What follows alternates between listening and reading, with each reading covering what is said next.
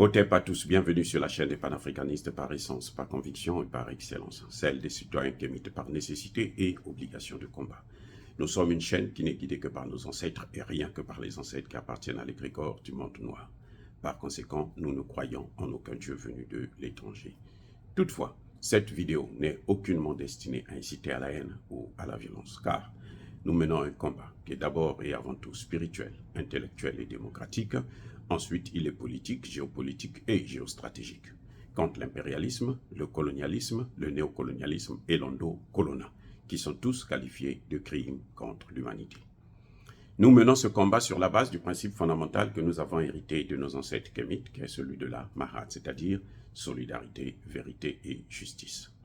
Vous êtes donc en droit de connaître la vérité et nous avons l'obligation de vous dire la vérité, rien que la vérité, afin que justice soit rendue au continent africain. Et ça, c'est notre modeste contribution dans cette noble lutte en faveur de la souveraineté, la dignité, la solidarité et l'unité africaine. C'est exactement ça que nous appelons le panafricanisme. Bien-aimés frères et sœurs, le banditisme d'État jusqu'au haut niveau, au Conseil de sécurité de l'ONU,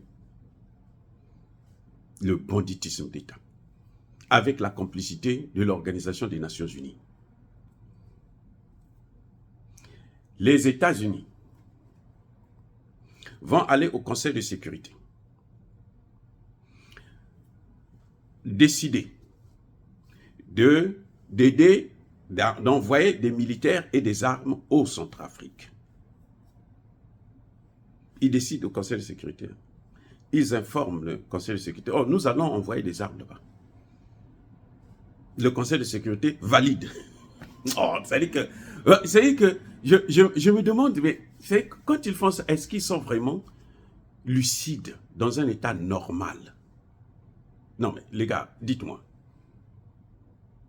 C'est-à-dire qu'un pays, en l'occurrence ici les États-Unis d'Amérique, fut-elle la première puissance ou la deuxième puissance militaire du monde ou la deuxième puissance économique du monde, et nous on s'en fout de tout ça, ils viennent au Conseil de sécurité, l'Organisation des Nations Unies, là où il y a 5 détenteurs du droit de veto.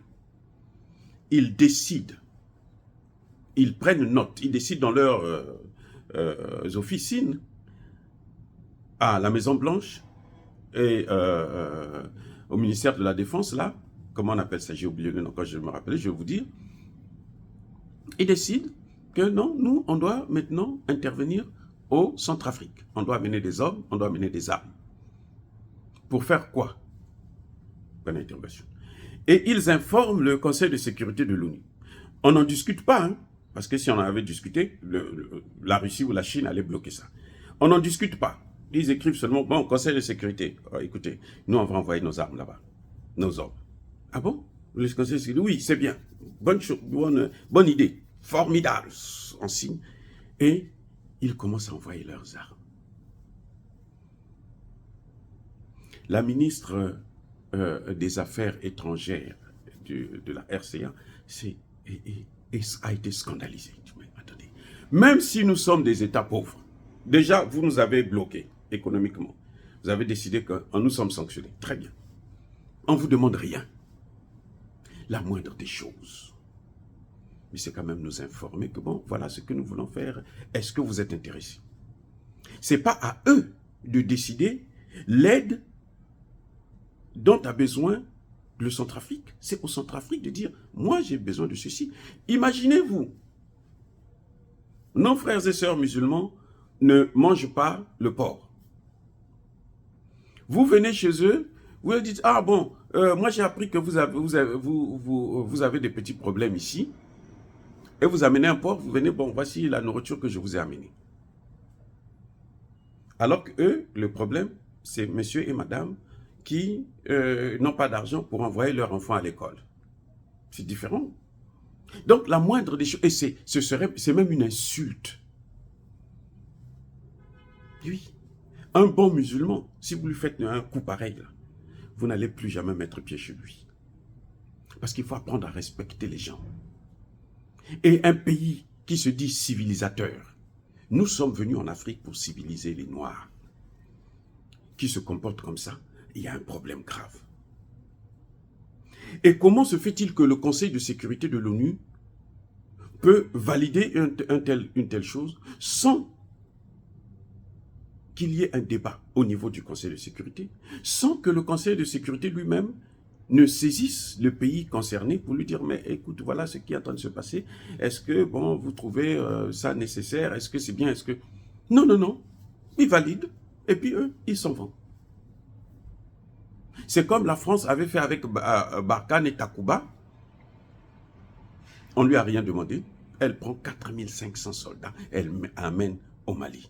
Oh, mais c'est quoi c'est ça, ce genre de comportement?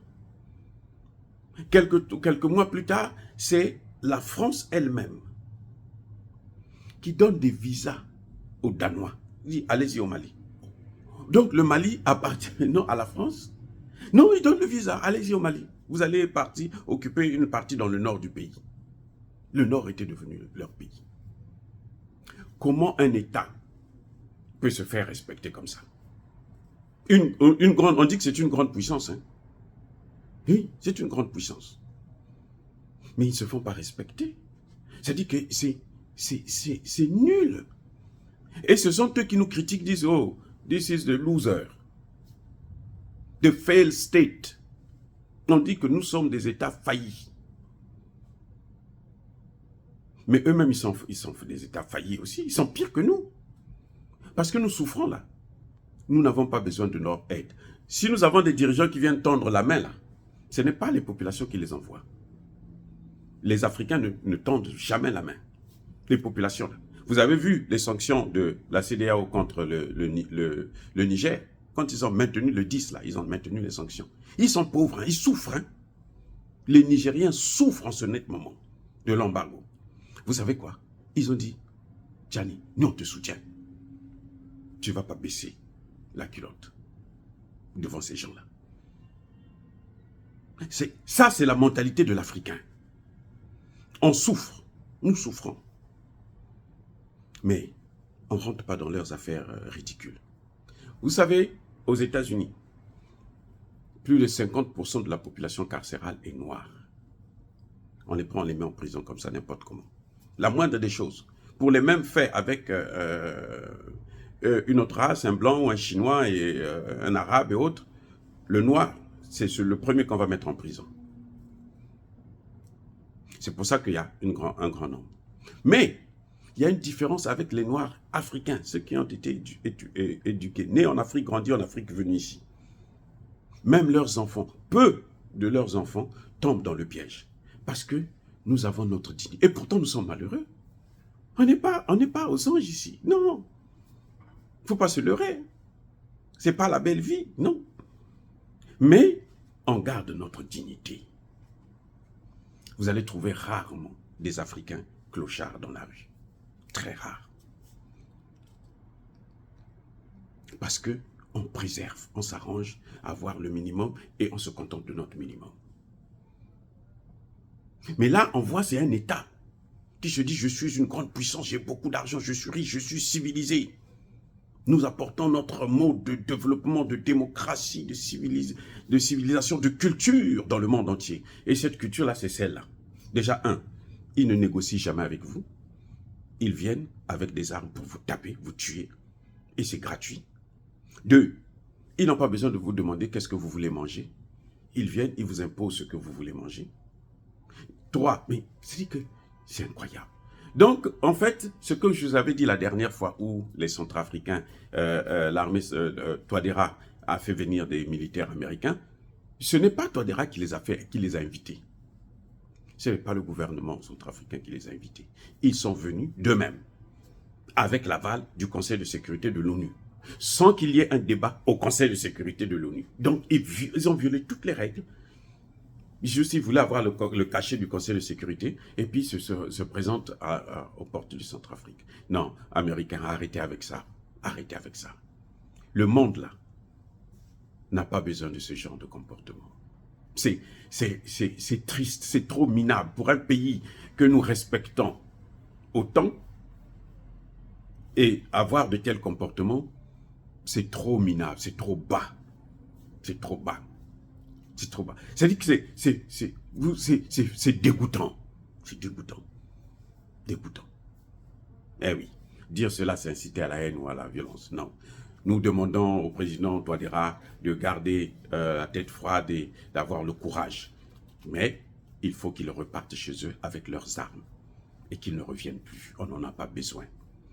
Nous, ce que nous voulons, c'est la paix, la tranquillité, entre nous d'abord, avec nos voisins. Le Centrafrique, ils ont le Tchad qui a accepté de leur ouvrir les portes, toutes les portes du Tchad. Ils n'ont qu'à s'installer là-bas, jusqu'au moment où les Tchadiens vont se lever avec nous les Africains, et on va les faire partir aussi, le moment venu, parce que ça arrivera, qu'on le veuille ou non. Même s'ils ont Succès Masra et Kakadébi, on s'en fiche éperdument. Soyez bénis, abondamment bénis par le Dieu des Kémites et par nos ancêtres angélisés. Mais que tous ceux qui persécutent le continent africain le pillent et le déstabilisent, qu'ils soient noirs, blancs, chinois, arabes, juifs, indiens, qui qu'ils soient punis, maudits, foudroyés, neutralisés, écrasés, effacés par le Dieu des Kémites et par nos ancêtres angélisés. Vive l'Afrique éternelle, j'ai dit et j'assume.